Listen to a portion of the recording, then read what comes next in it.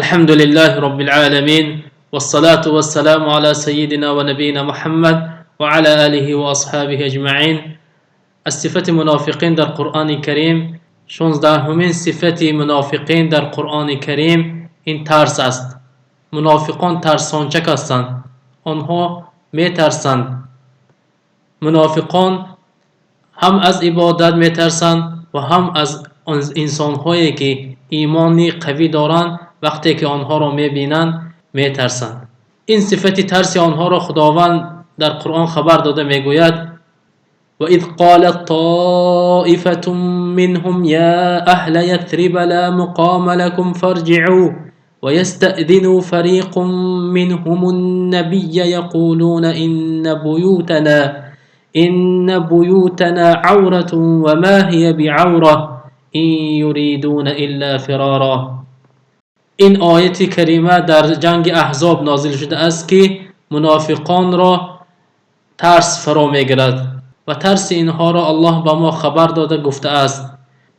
گروه از منافقان ندا کرده میگویند ای اهل یثرب، یعنی یثرب این نام پیشینه مدینه است، اینجا جای ما نیست، اینجا جای ماندنتان نیست، بازگردید.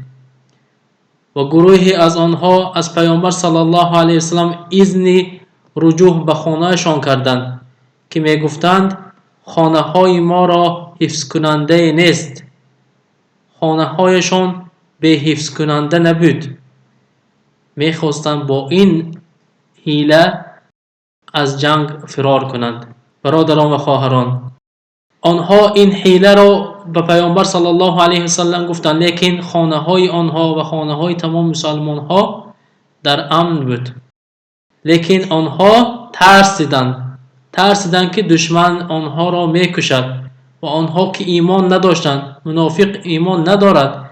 این منافق ترسانچک است که وقتی که دشمن را دید خواست گریزد از جنگ. برای همین برادران و خواهران هیچ وقت ما نترسیم، چی از دشمن باشد چی از یگون بلا باشد، باید ایمان داشته باشیم و ضد خاصتا ضد اسلام کسی که سخن میکند با ضد او برایم هیچ وقت نترسیم. فقط ترس ما از الله سبحانه و تعالی باشد، نه از بندهش. و صلی الله علی نبینا محمد و علی آله و اصحابه اجمعین.